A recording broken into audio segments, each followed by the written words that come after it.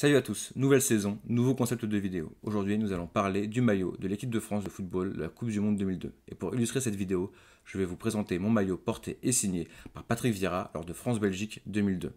Ce maillot ne reprend pas la fameuse bande rouge avec laquelle l'équipe de France a gagné la Coupe du Monde 98 et l'Euro 2000, mais le rouge est bien présent et de manière beaucoup plus subtile sous les manches.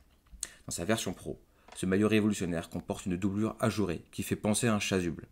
Ce maillot est véritablement un témoin de son époque, une époque où l'on imaginait déjà les Bleus champions avant même de jouer. C'était une période où la confiance régnait en maître, peut-être même un peu trop. Ce trop-plein de confiance, alimenté par des campagnes marketing et des partenariats en tout genre, ont secoué l'effectif.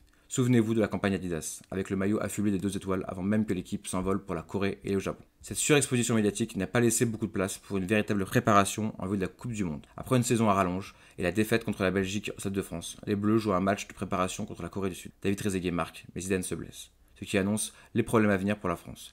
Malgré une victoire difficile 3-2, l'inquiétude plane sur Zidane, attendu comme la star du mondial.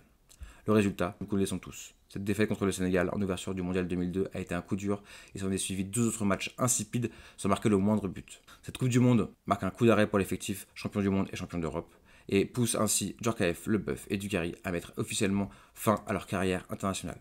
Il est important de noter que cette époque a été également marquée par un contexte politique et social difficile, juste après le second tour des élections présidentielles de 2002. Tout cela a créé un environnement compliqué pour l'équipe nationale. Malgré leur confiance excessive, le mythe de l'équipe de France 98 s'est effrité, montrant que même les héros ont une fin. Voilà pour l'histoire. N'hésitez pas à commenter si vous vous souvenez de cette époque ou si vous avez des anecdotes à partager sur cette période mouvementée de l'histoire du football français. A bientôt pour une prochaine vidéo.